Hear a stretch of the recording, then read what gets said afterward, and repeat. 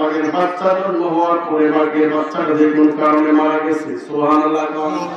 তার দুধের মধ্যে এমন দুধের বার, মুখের মধ্যে দুধের বার, এই বারের কারণে বাঘটার শরীরের মধ্যে ওঠার একটা ব্যথা, সুবহানাল্লাহ। বাঘের দুধ তো আর বাঘে দহন করতে পারে না। এবার বাঘটা যখন পানি খাওয়ার জন্য নামছে, পানি খাওয়ার জন্য নামার পরে বাঘের দুধের স্তনের বোটা গোলা এই ছোট্ট বাচ্চাটার মুখের মধ্যে গিয়া লাগছে। আল্লাহু আকবার। বাচ্চাটা মানে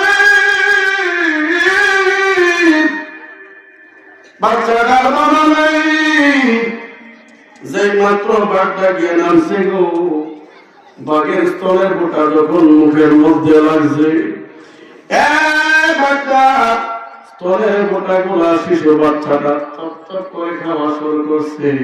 বাঘটা তো ফিরে আমাদের করার লাগতেছে।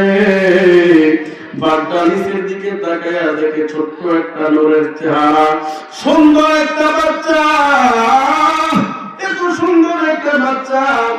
এই বাঘের স্তনের একটা বাঘের বাচ্চা জন্ম হওয়ার পরে বাঘের বাচ্চাটা যে কোন কারণে মারা গেছে, সুবহানাল্লাহ।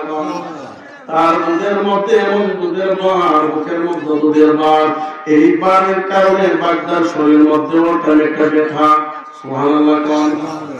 বাঘের দুধ তো আর বাঘে দহন করতে পারে না। এবার বাঘটা যখন পানি খাওয়ার জন্য নামছে, পানি খাওয়ার জন্য নামার পরে বাঘের দুধের স্তনের বোটা গোলা এই ছোট্ট বাচ্চাটার মুখের মধ্যে গিয়া লাগছে। আল্লাহু আকবার। বাচ্চাটা মানে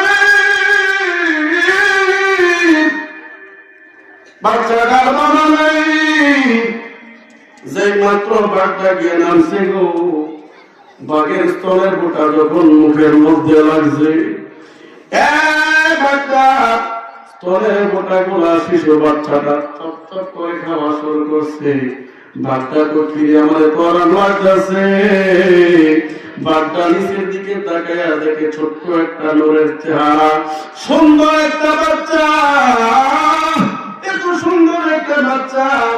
এই বাঘের স্তনের